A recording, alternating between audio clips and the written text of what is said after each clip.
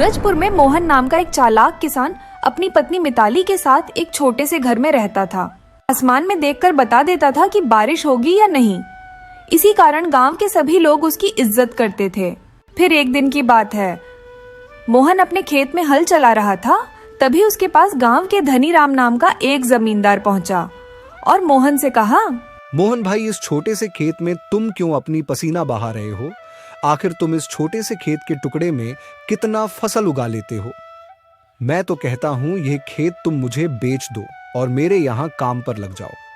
मैं तुम्हें इस खेत की अच्छी कीमत भी दे दूंगा और मजदूरी में तुम्हें 200 रुपए रोज दूंगा। जमींदार साहब, मैं इसी खेत के टुकड़े से पल रहा हूँ। अगर यह खेत आपको दे दूंगा तो मैं कहाँ जाऊंगा? मुझे तो भूखा मरना पड़ेगा।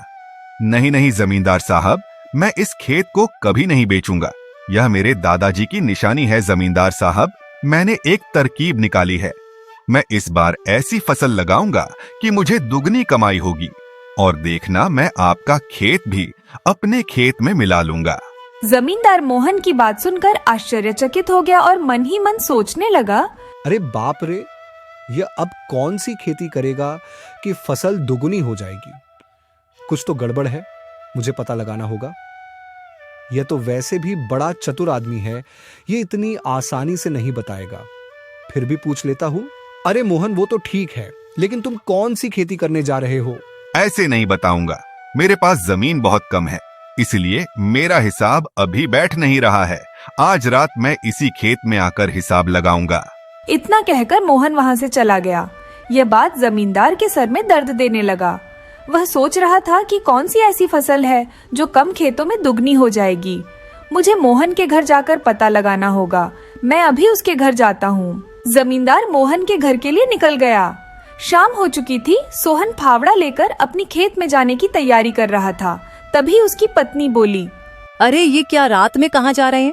अरे मिताली, तुम शांत रहो। जोर जोर से बोलकर गांव वालों को जगा दोगी? क्या तुम्हें पता है, मैंने कम खेत में ज्यादा फसल होने वाला एक तरकीब निकाला है। तुम देखना, मैं इस बार इतना अनाज पैदा कर दूंगा कि 5 साल में भी खत्म नहीं होगा।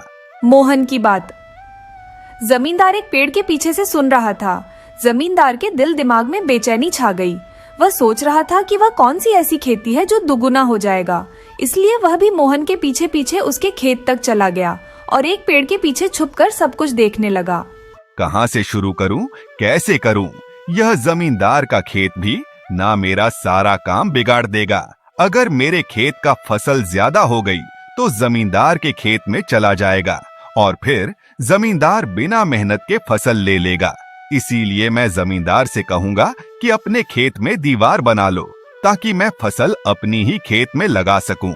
जमींदार यह बात सुनकर कहने लगा, अच्छा बेटा, तो यह बात है। अब देखना मैं तुम्हें कैसे मजा चकाता हूँ। अगले दिन सुबह होते ही मोहन जमींदार के घर गया और कहा, जमींदार साहब, मैं आपके पास ही आया हूँ। मुझे आपसे एक जरूरी बात करनी थी। हाँ हाँ, तुम कोई भी जरूरी बात कहो, लेकिन मैं अपने खेत में दीवार खड़ी नहीं करूंगा। ठीक है, बात खत्म। तुम जाओ अपने घर, मुझे बहुत सारा काम है। लेकिन जमींदार साहब, मैंने तो आपसे ऐसा नहीं कहा। फिर आप मुझसे इस तरह की बातें क्यों कर रहे हैं? हाँ, पता है मुझे कि तुम यही कहना चाहते हो, क्योंकि तुम्हारे पास खेत भी कम है और तुम्हारी दुगनी फसल का हिसाब तुम्हारे उस छोटे से खेत में नहीं बैठ रहा है, इसलिए तुम मेरे पास आए हो। मोहन वहाँ से अपने घर वापस चला गया। फिर रात हुई तो फावड़ा लेकर जमींदार अपने खेत पर जाने लगा। अब देखना मेरा कमाल। मैं अपने खेत की मेड़ को काटकर आगे बढ़ा देता हूँ ताकि मोहन को पता न लगे और वह मेरे खेत में भी फसल लगा देगा और मुझे भी इसका लाभ मिल जाएगा। इतना कहकर जमींदार रात भर अपने खेत में काम करता रहा और अपने खेत के मेड़ को आगे बढ़ा दिया। अगले दिन सुबह होते ही मोहन और उसकी पत्नी अपने खेत पर काम करने के लिए जाने लगे। खेत में पहुंचकर उसकी पत्नी ने कहा, सुनो जी, आज अपना खेत कुछ बड़ा सा लग रहा है। हाँ मिताली, लग तो मुझे भी रहा है। लगता है भगवान ने मेरी सुन ली। अब तो और भी ज्यादा फसल लगेंगे। चलो अब खेतों में बीज बो देते हैं। अब मोहन और उसकी पत्नी दोनों मिलकर फसल की बीज बोने लगते हैं। पूरा खेत में बीज बोने के बाद फसल होने का इंतजार करने लगते हैं। इसी तरह कुछ महीने बीत गए। जब फसल तैयार हुई तो पूरा खेत धान के फसल से भर गया। जब फसल काटने की बारी आई तो जमींदार ने मोहन से कहा, मोहन जरा रुको भाई, इतनी जल्दी क्या है? तुम्हें पता है जिस खेत की तुम फसल काट रहे हो वह खेत की बड़ी हुई जगह मेरी है।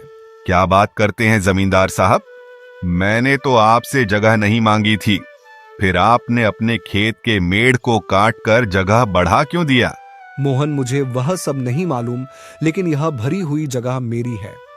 मैंने ही खेत की मेड़ को आगे बढ़ा दिया था ताकि तुम्हारी फसल की जड़ मेरे खेत में आ जाए और मुझे भी लाभ मिल सके। अच्छा, तो यह बात है। लेकिन जमींदार साहब, मैंने भी यही तरकीब लगाई थी, क्योंकि मेरे पास खेत कम था और कम खेतों में दुगुनी फसल कैसे संभव होगी। लेकिन आपने तो मेरी मन की बात सुन ली और कर भी दिया। जमींदार साहब, ना मैंने आपको खेत बढ़ाने को कहा, ना आपके पास आया तो आपने अपने खेत के मेड़ को आगे बढ़ाया। क्यों? इसलिए आपको इस फसल पर कोई हक नहीं है। जहां तक मेड़ है वहां तक आपका खेत बाकी, मेरी समझ गए जमींदार साहब? मोहन की बात सुनकर जमींदार आश्चर्य से चकित हो गया और मोहन के दिमाग को मान गया। लेकिन फिर भी जमींदार हार मानने वाला नहीं था। वह इस बात का बदला लेने के लिए इंतजार करने लगा। फिर एक समय की बात है, मोहन बीमार पड़ गया और गेहूं की फसल की बुआई होने लगी। समय निकला जा रहा था। जमींदार उसकी हंसी उड़ाने के लिए उसके घर गया। क्यों मोहन? देखा बेईमानी का नतीजा पड़ गए ना बीमार। अब तुम्हारा खेत को कौन जोते? गेहूं की बुवाई का समय निकला जा रहा है। अभी तक तो तुम्हारा खेत में हल भी नहीं चला। अब देखना तुम भूखे मरोगे। मालिक, मैं क्यों भूखा मरूंगा? मेरे बापू का खेत है ना, वह मुझे कभी भी भूखा नहीं मरने देगा। ऐसा वरदान है उस खेत में। कैसा वरदान मोहन? मैं क्यों बताऊं आपको, आप जाओ यहां से।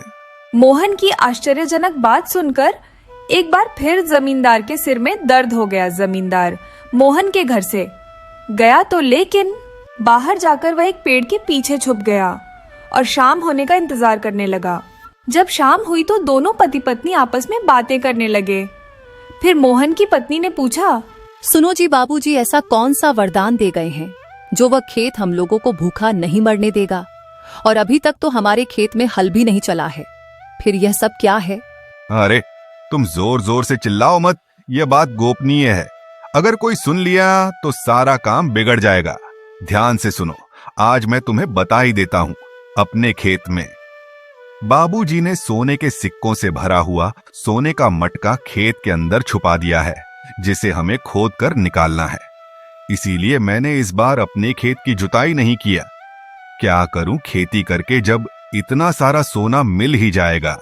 अच्छा बेटा, तो यह बात है। मैं आज रात को ही तुम्हारे खेत से सोने का मटका निकाल लेता हूँ, फिर देखूंगा तू कैसे जिंदा रहता है और क्या खाता है। फिर क्या जमींदार रात में ही फावड़ा लेकर मोहन के खेत में पहुंच गया और खेत को खोदने लगा। इस तरह फावड़ा से खेत खोदूंगा तो 2 दिनों में भी मटका नहीं मिलेगा। ऐसा करता हूँ, हल से पूरा खेत ही जोत देता हूँ, फिर आसानी से मुझे मटका मिल जाएगा। जमींदार हल से पूरा खेत जोत दिया, लेकिन उसे कहीं पर भी सोने का मटका नहीं मिला।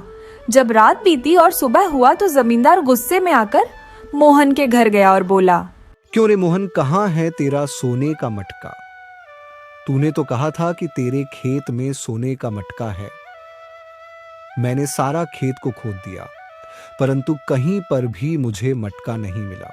कहीं नहीं मिला? ऐसा कैसे हो सकता है जमींदार साहब?